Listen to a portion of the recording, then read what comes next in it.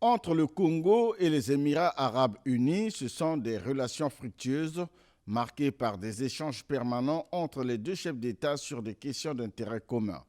Venu participer au Forum mondial des investissements à Abu Dhabi, le président de la République, Denis Sassou Nguesso, a rencontré ce mardi 8 avril 2025 au Palais du bord de mer son homologue émirati, le prince tchèque Mohamed Ben Zayed Al Nahyan, président de la Fédération des Émirats arabes unis. Une réception en toute convivialité qui place les relations entre les deux pays dans une dynamique de réciprocité pour une coopération gagnant-gagnant.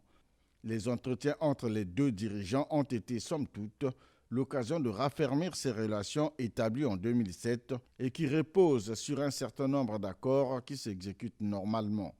C'est ainsi qu'au terme de leurs échanges, Denis Sassou Nguesso et le prince tchèque Mohamed Ben Zayed Al Nahyan ont assisté à la signature de l'accord global de partenariat économique entre le Congo et les Émirats arabes unis.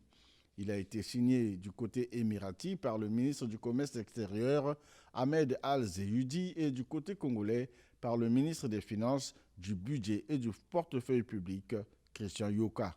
Un accord qui jette les bases d'une relation bilatérale renouvelée, dynamique, stratégique et mutuellement bénéfique. Cet accord prévoit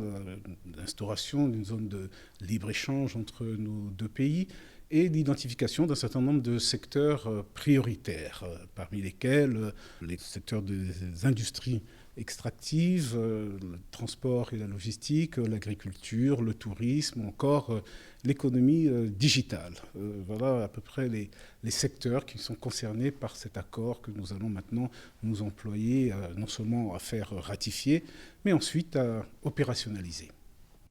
Notons que cet accord global de partenariat économique signé ce mardi à Abu Dhabi vient compléter le cadre juridique de coopération entre le Congo et les Émirats arabes unis, tel que celui de la concession pour la gestion et l'exploitation du terminal polyvalent dans le port de Pointe-Noire et celui de l'exemption de visa pour les détenteurs des passeports diplomatiques et de services.